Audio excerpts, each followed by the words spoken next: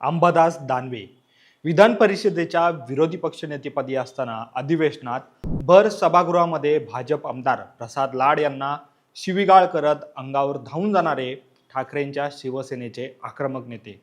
एखाद्या विरोधकाने आरे केलं की लगेच कार्य करणारे हेच अंबादास दानवे पुन्हा एकदा चर्चेत आले आहेत। यावेळी अंबादास दानवेंनी थेट संभाजीनगर पंचायत समितीचे सभापती पदाचे उमेदवार कल्याण गायकवाड यांची कॉलर पकडली आणि त्यांना मारहाण केली आणि दानवेंचा हा प्रताप माध्यमांमध्ये व्हायरल झाला। दानवेंनी कल्याण गायकवाड यांची कॉलर का पकडली होती, हा सगळा हाय व्होल्टेज ड्रामा कसा घडला आणि दानवे यांनी इतका आक्रमकपणा दाखवूनही भाजपचे कल्याण गायकवाड सभापती कसे झाले, एकूणच हे सगळं प्रकरण नक्की काय आहे सगळं समजून घेऊ या व्हिडिओमधून। नमस्कार, मी अरविंद आणि तुम्ही पाहतात महाराष्ट्र कट्टा।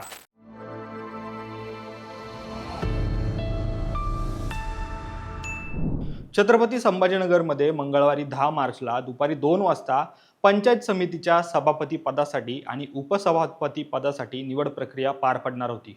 पण त्याआधीच विधान परिषदेचे माजी विरोधी पक्षनेते राहिलेल्या उद्धव ठाकरेंच्या शिवसेनेचे डॅशिंग नेते अंबादास दानवे यांनी भाजपचे स्थानिक नेते आणि सभापती पदाचे उमेदवार कल्याण गायकवाड यांची कॉलर पकडली।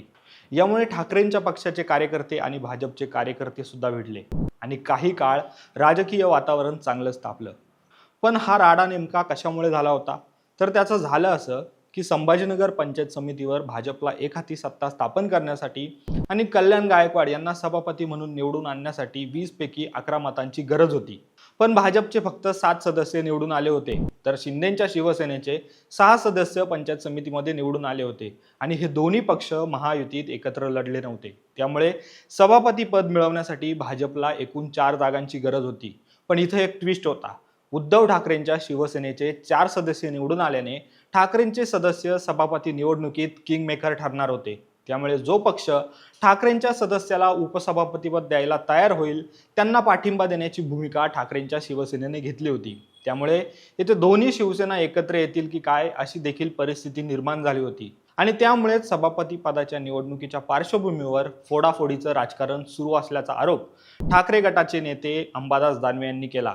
भाजपचे सभापती पदाचे उमेदवार कल्याण गायकवाड यांनी ठाकरेंची 3 सदस्य पळून नेल्याचे कुणकुण अंबादास दानवे यांना लागली। यामध्ये पंढरपूर गणातील लताबाई कानडे, वडगाव कोल्हाडी गणाचे सदस्य सतीश हिवाळे आणि दत्तात्रय वरपे हे 3 सदस्य अचानक नॉट रिचेबल झाल्याने अंबादास दानवे यांनी आक्रमक पवित्रा घेत थेट भाजप उमेदवार कल्याण गायकवाड यांना कॉलर धरून जाब विचारला।